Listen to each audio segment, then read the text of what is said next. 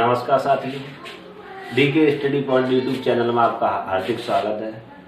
साथियों, पिछली क्लास में हमने समझा संख्या पद्धति। आज की क्लास में आप पढ़ेंगे एचसीएफ। साथियों, एचसीएफ क्या होता है? इसे बोलते हैं हाईएस्ट कॉमन फैक्टर।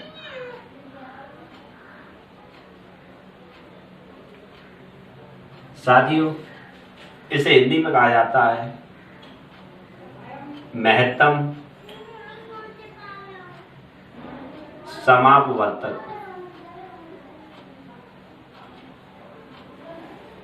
साथियों, वीडियो शुरू करने से पहले एक काम करना, एक कॉपी और एक पेन लेकर के बैठना है, ताकि ये जो भी पढ़ा जाए साथ साथ नोट करना है। जब भी पूछा जाए एचसीएफ पूछ लिया जाए, महत्तम समापवर्तक पूछ लिया जाए, जीसीडी पूछ लिया जाए। जीसीडी का पूरा नाम होता है ग्रेटेस्ट कॉमन डिवाइजर।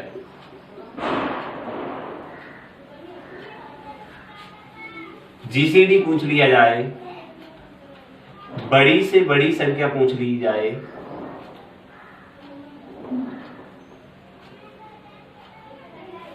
पूरा पूरा माप सके,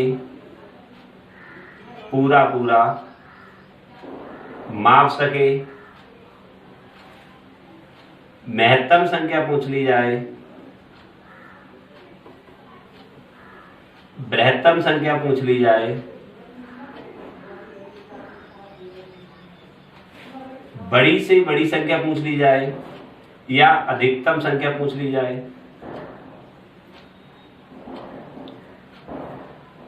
साथियों, सभी में हमें मासा ही निकालना है, या खाली मासा दे दिया जाए। इसका ही पूरा नाम होता है महत्तम समापवर्तक। साथियों, इसे हम दो प्रकार से निकाल सकते हैं।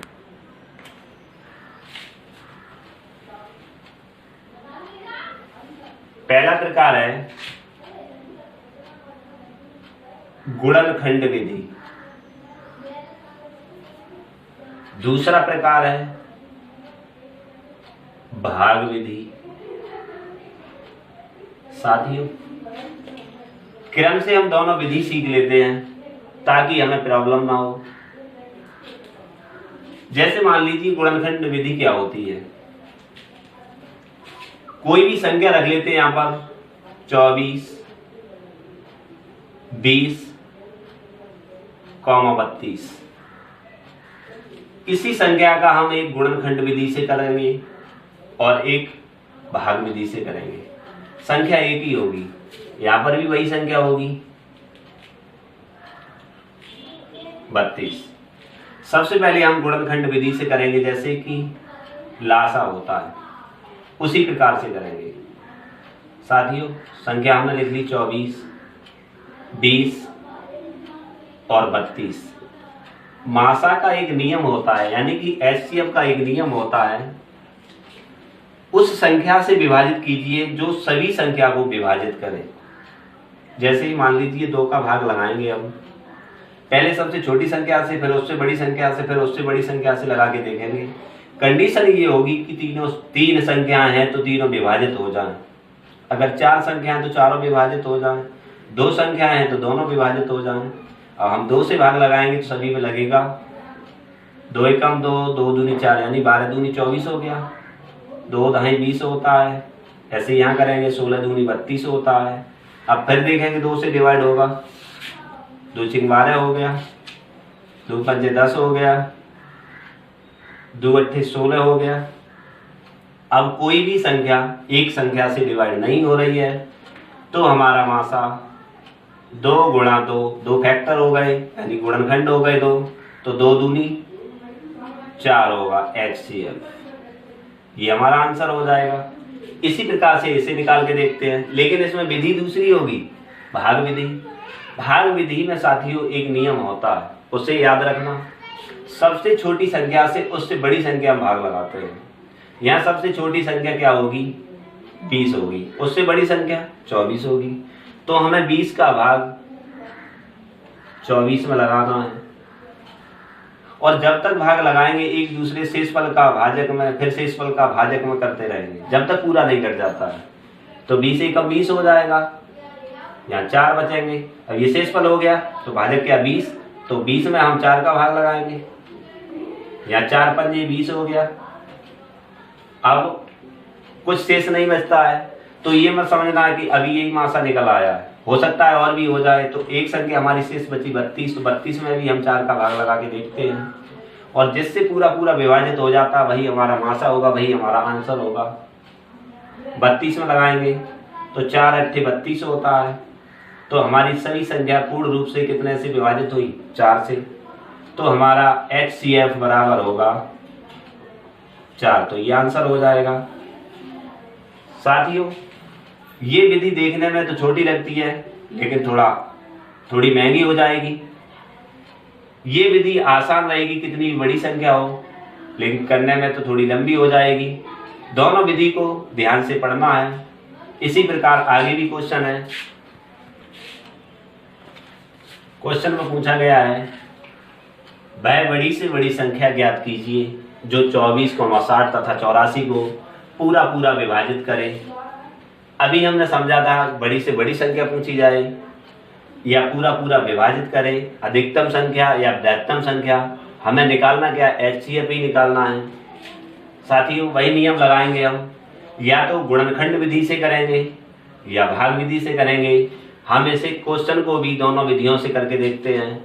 तो पहली विधि अभी बताई थी गुणनखंड विधि, तो गुणनखंड विधि से करके देखते हैं। पहले 24, 60, 84, इसे हम गुणनखंड विधि से करते हैं। 2 से डिवाइड करेंगे, यहाँ 12 हो जाएगा, 12 दूनी 24, 30 दूनी 60 हो गया, 2 चौकू 8, 2 दूनी 4 हो गया, 42 दूनी 84 होता है, 2 छीक 12 हो गया, यहाँ 15 हो गया, यहाँ 2 दूनी 4, 2 एकम 2 हो गया। साथियों, अब देखते हैं आगे भी 2 से विभाजित हो रहा है या नहीं। ये विभाजित हो जाएगा, लेकिन ये विभाजित नहीं होगा। 3 से देखते हैं, 3 दूनी 6, 5 15, 3 7 21। तो 3 से सभी संख्या में भाग लग रहा है, तो 3 से भी लगा देंगे। 3 दूनी 6 हो गया, 5 15 हो गया, 3 7 21 हो गया। अब आगे एक संख्या समान संख्या से किसी में भाग नहीं लगेगा, तो हमारा मासा 2 गुणा 2 गुणा 3, 3 दूनी 6 दूनी 12 हो जाएगा। गुणनखंड विधि से हमने आंसर निकाला 12। तो अब भाग विधि से भी करके देख लेते हैं एक बार। 24 का भाग, यानी कि हमने नियम पढ़ा भाग विधि वाला, सबसे छोटी संख्या से उससे बड़ी संख्या में भाग लगाएंगे। सबसे छोटी संख्या यहाँ पर 24 है, उससे बड़ी 60 है, और सबसे बड़ी संख्या 84 है। तो सबसे पहले हम भाग 24 का 60 में लगाएंगे। जब 60 में भाग लगाएंगे तो 2 बार जाएगा, 24 दूनी 48 हो गया, यहाँ शेषफल 12 बचता है। जब शेषफल 12 बचेगा तो हम शेषफल का भाग भाजक में लगाएंगे। यहाँ भाजक 24 है, 12 दूनी 24 हो गया, यहाँ कुछ नहीं बचा, तो यहाँ मासा हमारा 12 निकल रहा है। लेकिन फिर भी हम तीसरी संख्या में भी भाग लगा के देखते हैं। 84 में भाग लगाएंगे, 12 सत्ते 84 हो गया, यहाँ कुछ नहीं बचा, तो यहाँ पर हमारा मासा बराबर या HCF बराबर 12 आएगा। साथ ही दोनों विधियों से हमने देखा तो हमारा आंसर समान आ रहा है। इसमें सीधे सीधे करते चले जाएंगे, कितनी भी बड़ी संख्या हो। इससे थोड़ी ध्यान लगाना पड़ेगा, संख्या सोचनी पड़ेगी डिवाइड हो रही है या नहीं हो रही है। वो आप पर डिपेंड रहता है कि कौन सी आसान समझेंगे। दोनों नियम से भी करके देखेंगे, इसका आंसर हमारा 12 आएगा।